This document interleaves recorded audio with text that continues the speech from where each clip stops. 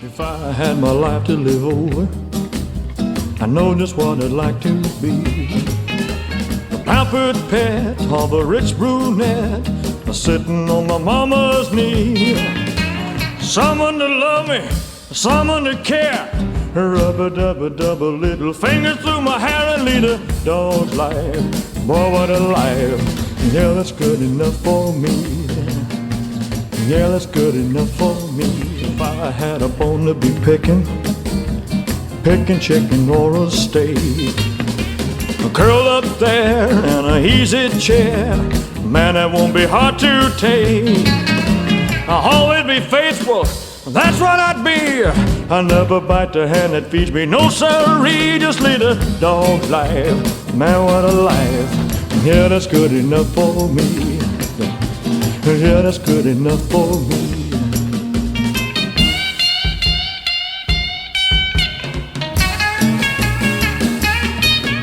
I'll find me a Fifi La Poodle and lose my noodle over her. I chase her around all over town just to ruffle up her fur. I nuzzle a muzzle, a hole in a paw. Greatest case of puppy loving you ever saw. It's called a dog's life. Whoa, man, that's what a life for me. Yeah, that's good enough for me. That's good enough for me. Well, hello everybody. Good morning, good afternoon, good evening. Today's video, we're going to be talking about what our idea of our dream releases are. It can really be anything. It can be something they haven't touched on. It could be our own concept we come up with. So that's going to be our topic for today. This should be really interesting. I think it'll be a good one. I'm really curious of what each of us came up with. Yeah, so I guess we can just jump right into it. You know what, Adam, why don't we start with you? And we'll go like counterclockwise. Yeah, so a dream type project, I guess, like many fans, there's probably been dozens of ideas we've thought of over the years. One that's been kicking around my mind for a long time is a new Disney movie based around the sort of classics of Lady and the Tramp, The Jungle Book, that type of old school, not modern CGI, old school animation movie. And the reason for this is there's so many fun Elvis tracks from his movies and his sessions that would just perfectly plop into those sort of animated animal journeys. So if you can imagine some sort of Disney musical of these journeys of these animals, and it could go in all sorts of directions, but that kind of Lady and the Tramp, something cute and with some grown-up stuff in, and something that would appeal really. And I don't know if it's the right thing to do or not, but it reminded me of this album, Things for Children and Grown-Ups too. Now, I know it's not a classic album, and I actually picked a new copy up recently because it was mint, and I was missing the card, so it's always nice to show an Elvis album. Well, it is a classic album now because enough time has elapsed, so that it is a classic album, I suppose. Yeah.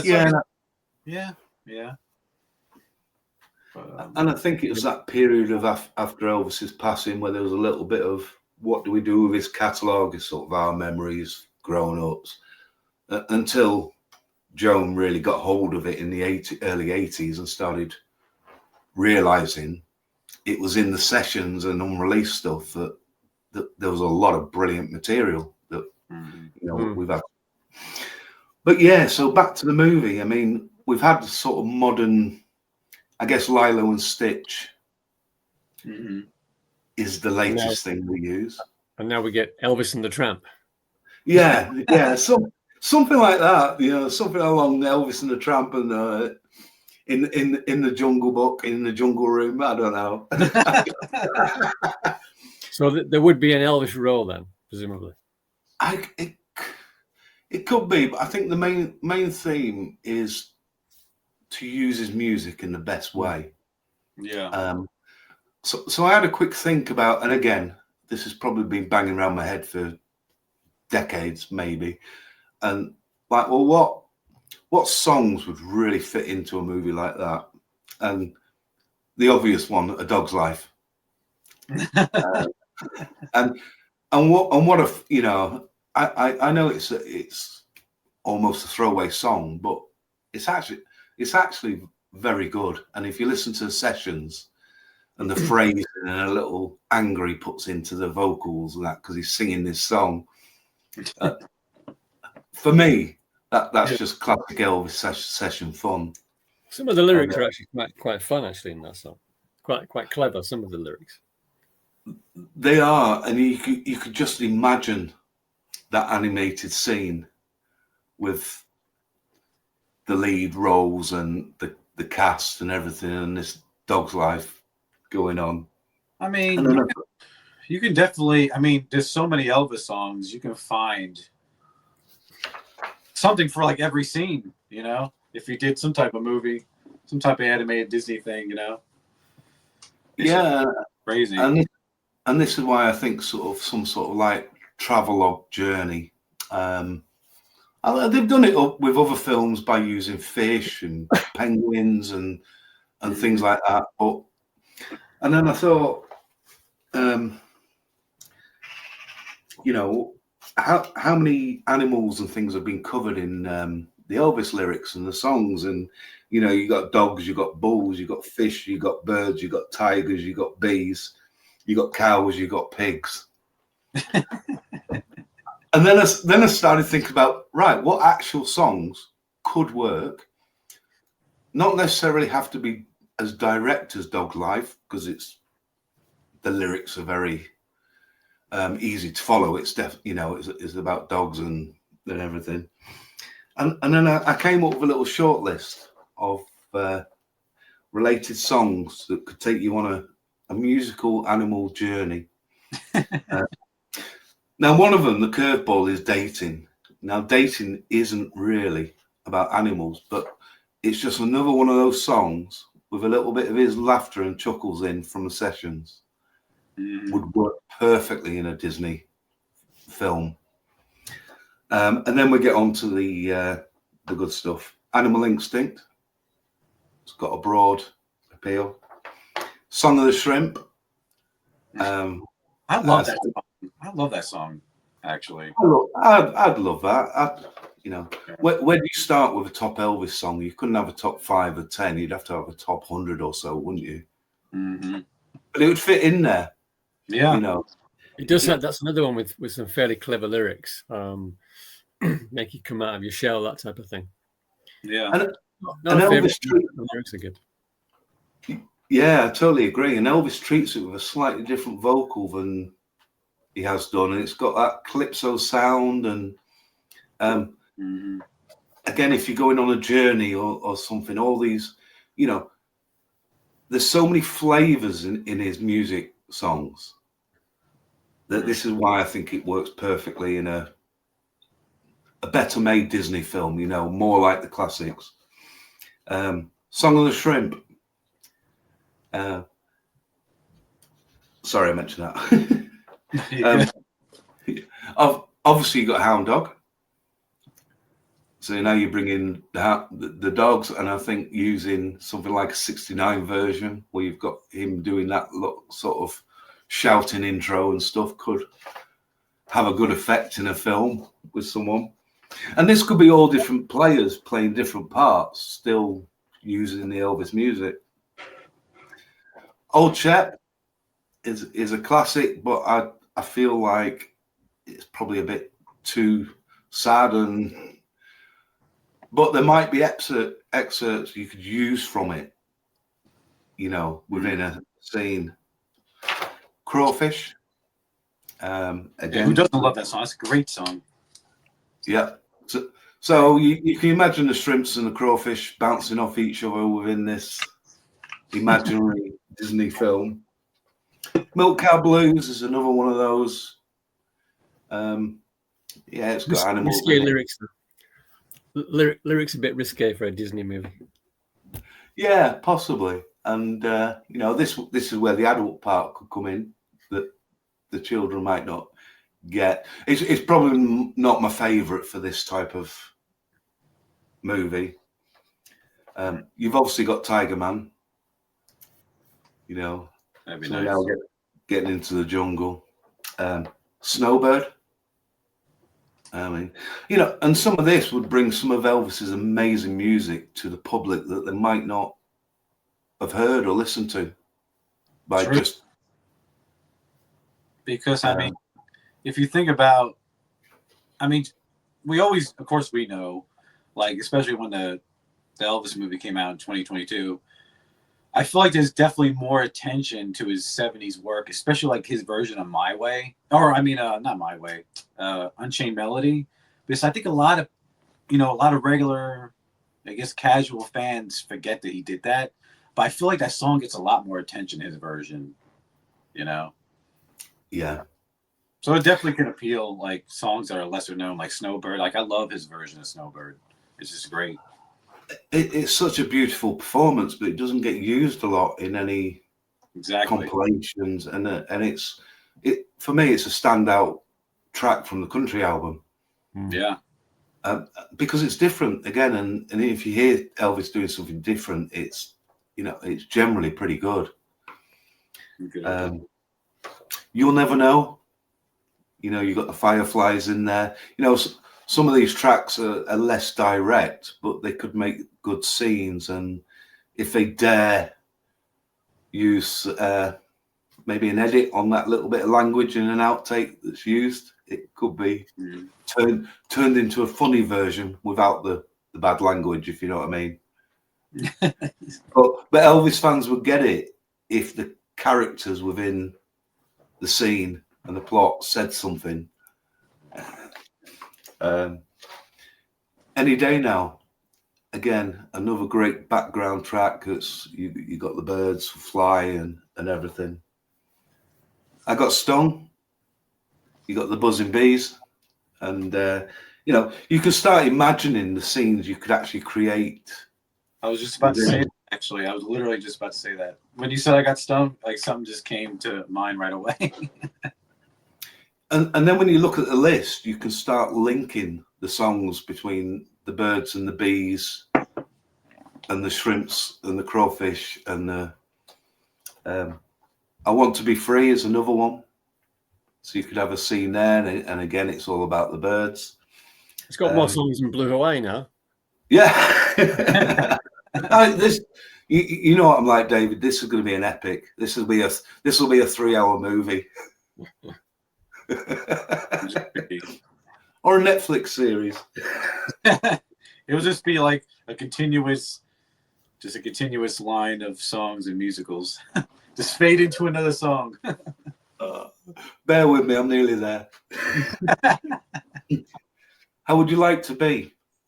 And that's a proper nice little kid's song. It's a song I really like, but you got your buzzing bees and your birds, and you even got a kangaroo in there. I mean, what more do you want?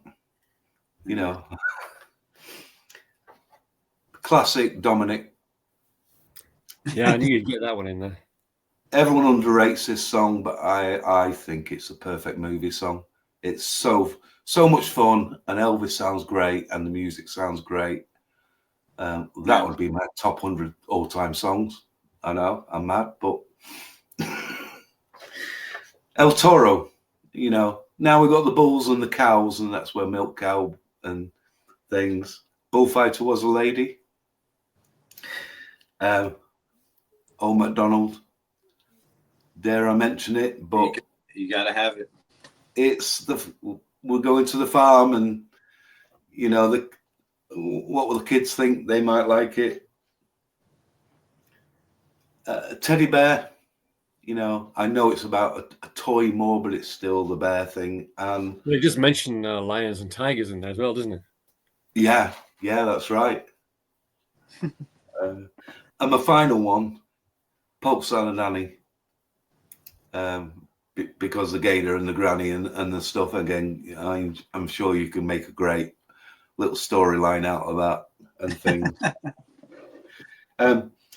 Yeah, so to sum up, we create a classic animal Disney movie, follows the travels. It could be cross world, it could be multiple stories going on at once. I think the way Elvis recorded his music with his backup singers, and there were various, and it works perfect for sort of chorus, different characters taking on the Jordanaires or the Sweets or things. And I think the technology today, you can pull everything out and put it back the way that it would work on screen with all the different instruments, the sounds, the backup singers, and then add that big lush Disney sound to the mix and any other character parts. I'd be really interested in seeing that. And I think that's one of my dream projects. Some I never would have thought of. That's actually a really clever idea. But as you were saying titles, I actually was thinking about scenes. Like you said, Old MacDonald. I thought maybe that could have been like a villain's song, you know, a villain singing that song. like if those chicks get out of line, you know. Like it could be an evil farmer song. I don't know. You've certainly given it a lot more thought than I have, Adam. Yeah, that was very, very detailed. You know, it's funny that you say that about Disney, because I just heard Disney is a little off subject. I just heard that they're actually kind of going back to that style. They're going to start with this movie. I can't remember what it's going to be called. Like that drawing animation style, like, you know, how Aladdin was and The Lion King and all that. It's about a stray cat in Italy. And I can't remember the name of the movie, but they're kind of going back to that style, which I'm super excited about, because, you know, that's the style that I remember, you know, all those late 80s, those 90s, going into the 2000s movies growing up from Disney. I'm really excited what it's going to be. It's just like they've gotten so far away from that now, and it's kind of cool. It's like they're going back to their roots almost. I can't really explain it. It's like the path they already walked, they're going back on it again to get, you know, it's, you know, everything recycles, like nostalgic, I guess. And I don't like the way modern animated movies look. You know, it's all done on computer now, isn't it? Oh yeah. I mean, I feel like it really started kind of with probably a little bit before that, but the big movie I could think of with that style is Frozen, which was a great movie. But ever since then, man, it's just been that style, that computer animation style. I mean, mix it up sometimes. I'm glad they're going back to that a little bit, which is pretty cool. So I was never into Disney because I never liked Mickey Mouse. So obviously Mickey Mouse is the number one representative character of Disney. And when I was a kid, I always preferred other American cartoons, things like Warner Brothers.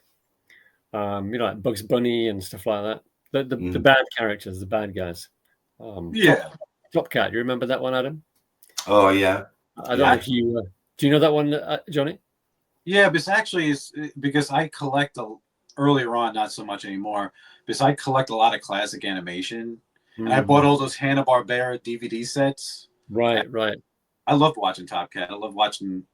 Recently, I was binging the Jetsons, all that stuff. You know. Oh yeah, I love that stuff. It's good stuff.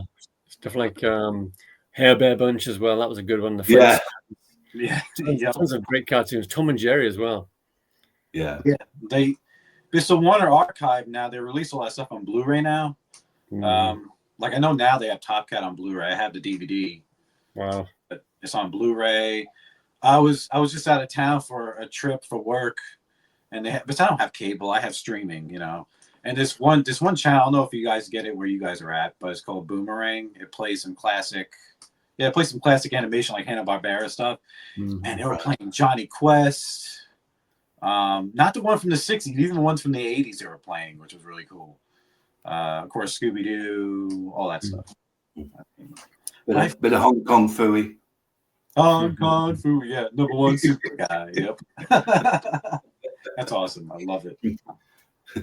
It was Officer Dibble, wasn't it, in Top Cat? Was it Officer Dibble? Yeah. I love that as a kid. That was. I love that stuff still. It's funny when you watch cartoons, when you watch animation as an adult, you can see, oh yeah, this was written by adults. You get all the little adult references that you don't see as a kid. So it's amazing because it can appeal to both adults and children at the same time. It's very clever stuff.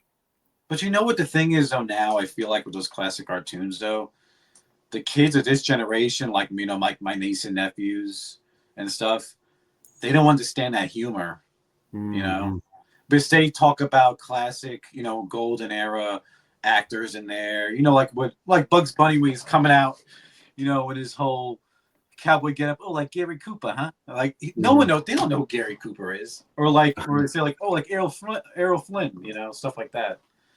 Like, it's sad they don't know who those people are. Right. Yeah, I love that stuff though. Love it. All right. Well, that was an awesome idea. That really was really out of left field, Adam. I never. Yeah, absolutely. That took me by surprise. That was really good. So we're going to go to David. So David, what's your idea? What's your dream release? All right. Well, obviously, two things really have influenced my idea here. The first is that I largely collect records. And the second thing is I mainly buy older records, but this is an idea for a new set of records. And it's basically the 1970s albums, the studio albums, all of them to be reissued from Elvis Country, maybe through to Moody Blue. You could maybe work it out with Moody Blue, but all in the undubbed versions. So the first album was Elvis Country. Maybe you could do it with That's the Way It Is as well, but there's a few live songs on there.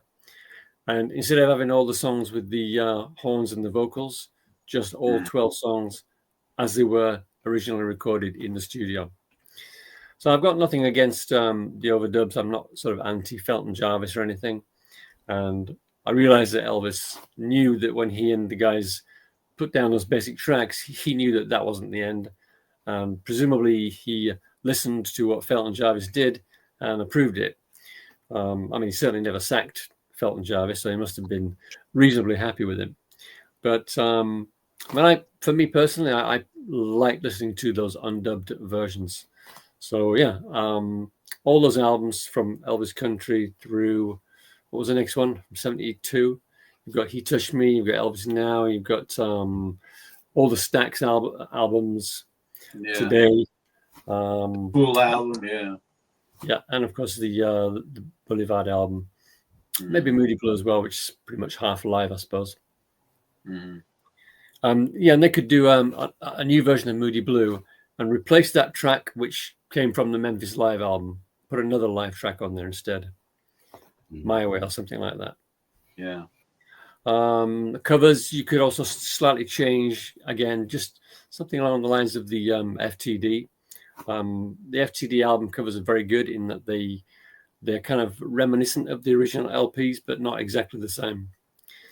So something like that. Yeah, I would definitely see. That's the thing. Like, I'm all about the overdub stuff too.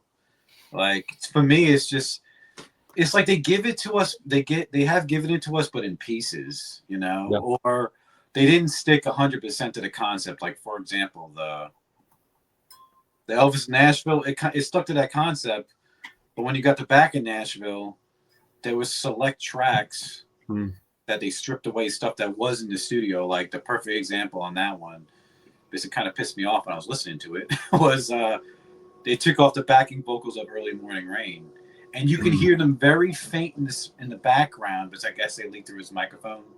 Yeah. So, yeah, I would love I just like no BS. Just give me the pure undubbed stuff. Whatever was in the studio, leave it in there. Whatever was made when it was being made in the studio live, leave it in there. Like it's great. Yeah, exactly. So if the vocalists were there, yeah, exactly, leave them on. If they Yeah. weren't there, don't put them on. Yeah. You can do that for certain albums, I think, like with the Nashville album. What was the first one called? From Elvis in Nashville. I think From Elvis in Memphis, yeah. Yeah, from Elvis in Nashville, the Nashville set. I think you could maybe make up a CD of those albums, like undubbed versions on CD. Make it on CDs. But what I'm talking about is on LP. And even keep the little that track that comes and goes between all the songs on Elvis Country. I was born about 10,000 years ago. Even that would be fine. Keep that in there. Oh yeah, I would love to have that on vinyl too. That would be amazing. All that stuff. I mean, there's just so much potential with that. There's so much stuff that we haven't heard undubbed still. I feel like. I mean, they touched on a good chunk. Like they scattered it here and that release and there and that release. This FTD, this concept box set from Sony Legacy or whatever. Yeah, that'd be awesome. I would love that. Not even bothered about alternate takes. Keep the original takes as well, the master takes. Yeah, that'd be awesome. I think what you were saying about that's the way it is. I think even some of the live recordings on them were overdubbed, weren't they? Yeah.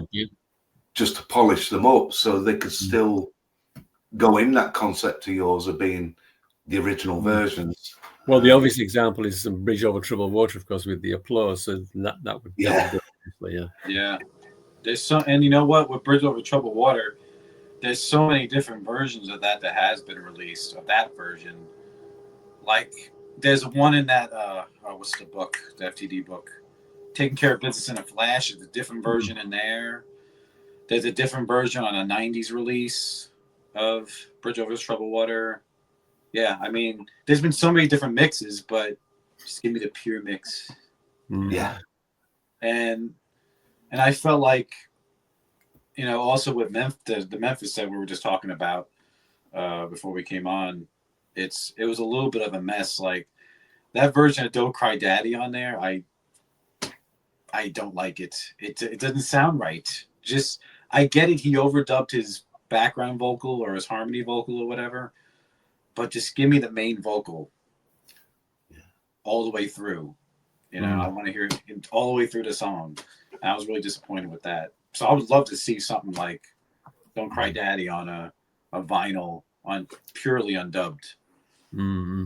Like I found it just strange because I could see the concept of what they were trying to do. Mm-hmm. And in some parts in the track, it sounds good. Yeah. But in other parts, it sounds awful. Yeah. And if it just made it sound good all the way through, Because like his voice, I mean, I get it. It was a harmony vocal, but when he was singing that, his voice was so delayed. Like in the beginning, when it starts, like today I stumble, and then you hear his voice come in. I can't explain it. But then when you listen to the FTD Memphis, from Elvis in Memphis or whatever, the American Sound box set, it doesn't have that harmony vocal all the way through. It has it just on the chorus, Right. So I'm just like, that sounds so much better. And it works more on the chorus. Yeah, exactly. That's where it comes in, And I mean, I always feel they should be even braver with what they're doing. If they're going to change something, change it, make it more of a little bit of a call and response type of vocal, and then carry on with him joining together on the chorus. It could have been quite an interesting mix, that. But they're not sounding like he's in a bathtub. Yeah. I don't mind hearing something different, but it's still got to be good. Yeah, I mean, I like hearing different mixes, but just no BS. Just give me the pure undubbed. Like, I love that idea about hearing the pure undubbed stuff. Release them on vinyl, and I would love to see that on CD too. Like, just a box. Like, they came out with a box set, little CD box set of all his albums undubbed. Right. That would be awesome. And individual vinyl, that would be so cool. Mm-hmm. I think the only way we're going to get it is on the actual session releases, isn't it? I guess so. For me, that's just getting it right. With the usual Vic and Sebastian and everyone mastering them, because they do a good job. I don't know. I just feel like there's so many different hands in it, with mastering and mixing. But I don't know. But that's a great idea. That's a great concept. I think that's an awesome concept, actually. So. Good stuff. Mm-hmm. So what's your Johnny? All right, so I guess we're at me. So, and I honestly and truly, David, your idea I almost chose. I was like, okay, it's either gonna be this one or this one. So I'm glad I chose the one that I chose. So my idea, and in a way, I'm very surprised in a way that they haven't done it yet. And a perfect example is they did this with the Beatles already. And I would love to see them do this with Elvis, with his albums, and his actual singles through his whole career. I would love to have a mono mix of everything. Anything that was recorded in mono, would love to have it. Because from what I understand, as far as the singles go, if you have the promos 45 singles, they're in mono. All the way up to like 1975. I want to see up to like is it Pieces of My Life or Bringing It Back? I want to say promos are you talking about? Yeah, like because the promo 45s, they were in mono. So it's, obviously there's a mono mix for a lot of his main single discography all the way up to 75. So I would love to see all his singles in mono, A and B side, maybe on a CD release or single vinyls box set release.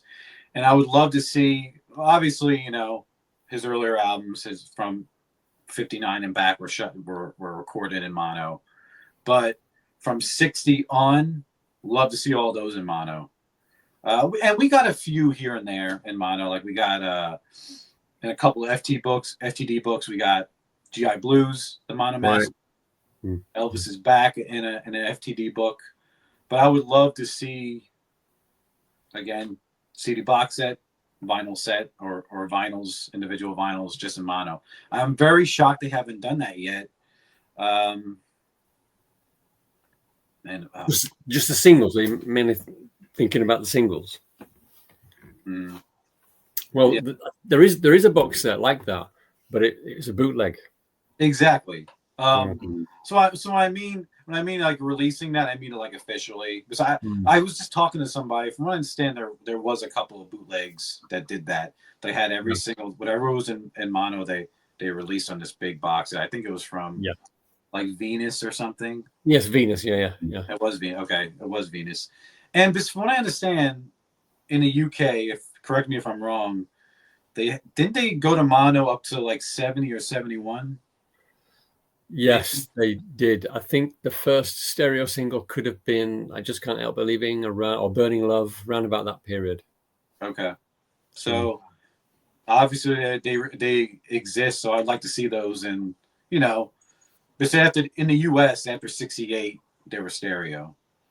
So really, I would really like to see it go a little bit beyond that with whatever mono masters that's out there, whether it's in the UK or whatever. Yeah. I think the on that Venus set, the stereos, the singles from about 72 through to 77, they were 75. Sorry, I think it goes up to. They were mixes that they did, the people that did the box set. So I don't think there are any RCA mixes for post 72 singles. Okay. Either that or they're lost or something. Because I see either that or they're lost, because I'm pretty sure I would love to pull out. I need to pull out my 45. Hold on, let me get my 45. We'll edit this part. Okay. Yeah, these are all my these are from the very beginning to going through all the years, all the 45s. How many do you think you've added since you did your last video on your singles, Johnny? Oh my! Well, at that point of his main singles, I already had them all, but I've been trying to find promos in between. But yeah, I probably added a few. Actually, I just added some a couple weeks ago.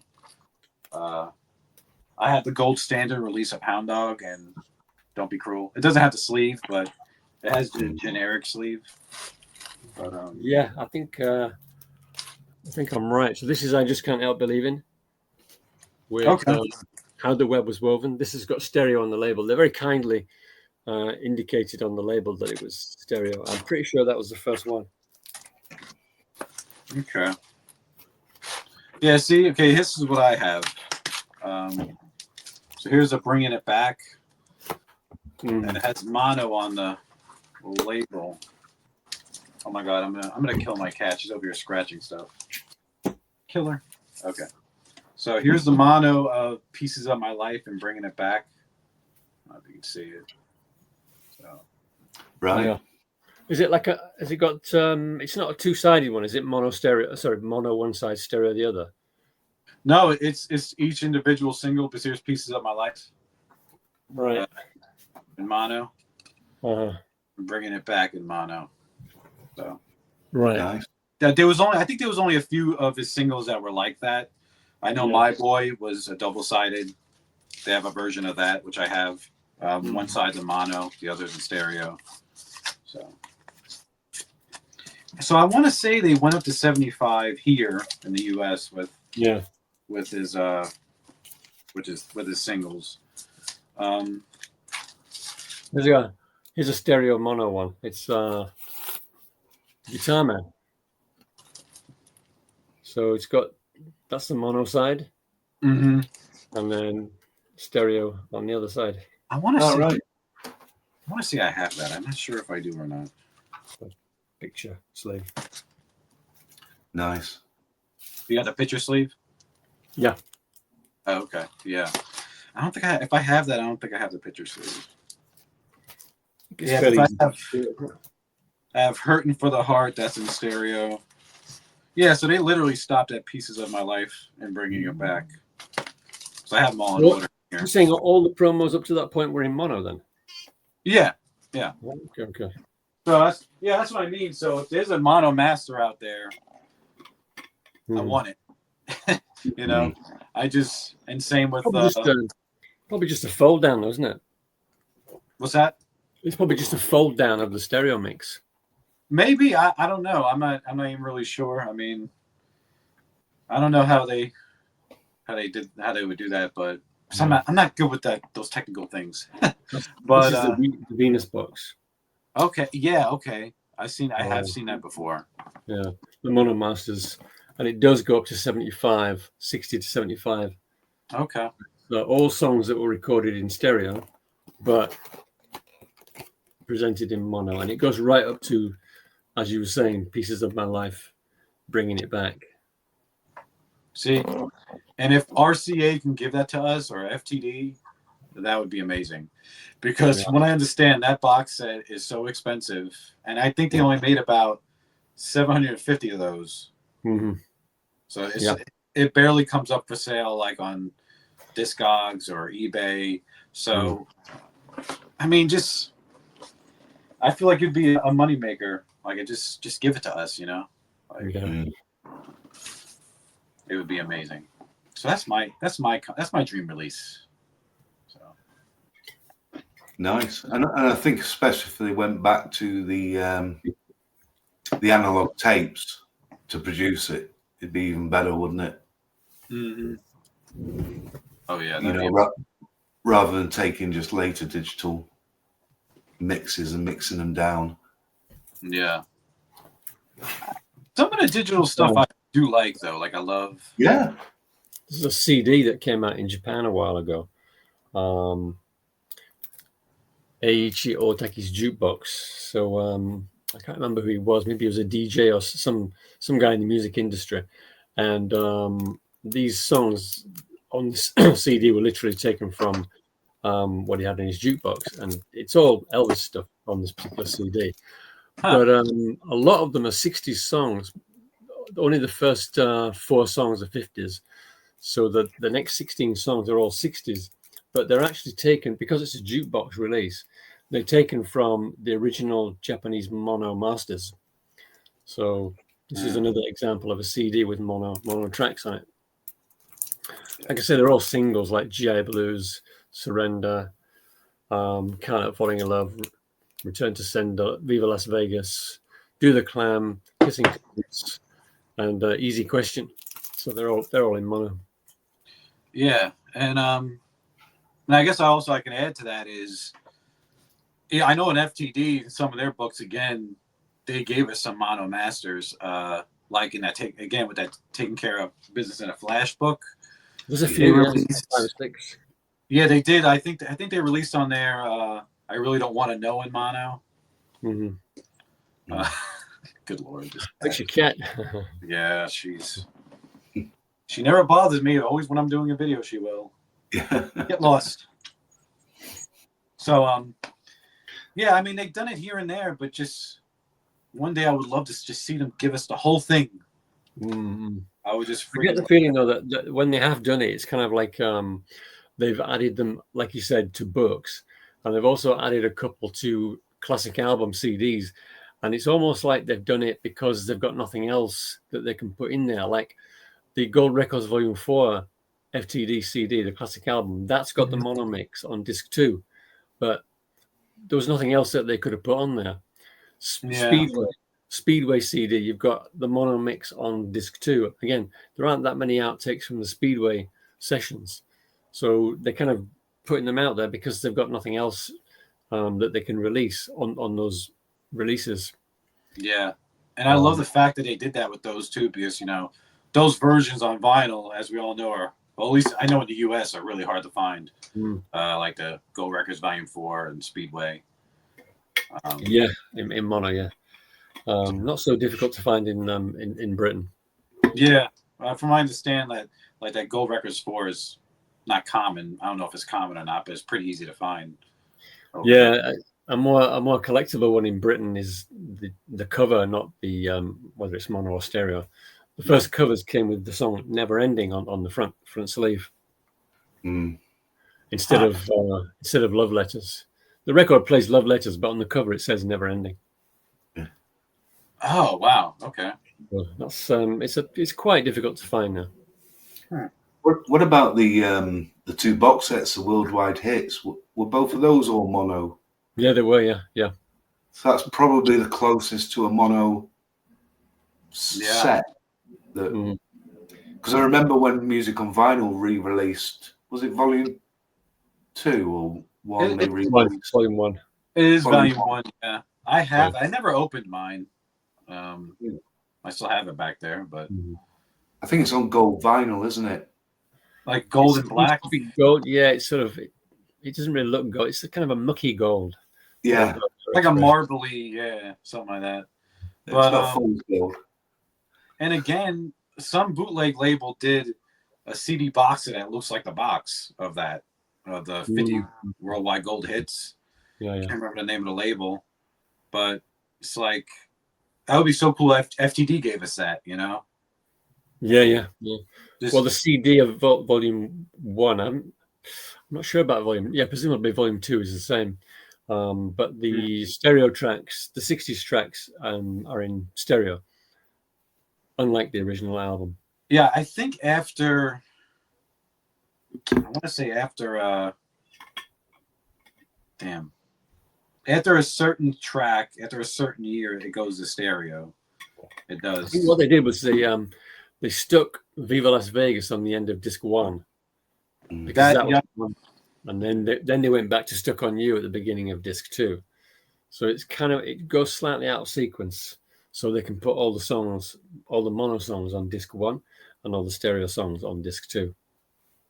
And I think with the Music on Vinyl re-release, there were obviously digital masters now being used. And after the 50s, it was all in stereo. Yeah, pretty much, I think. And plus, I never opened mine because I like that I wish there's this hype sticker. Yeah. I just never opened it because it's on the shrink. I'm like, I don't want to open it. So, and from what I understand, I'm not really missing anything. Just like you said, I think some of it's in stereo, and I have both of the original sets over there.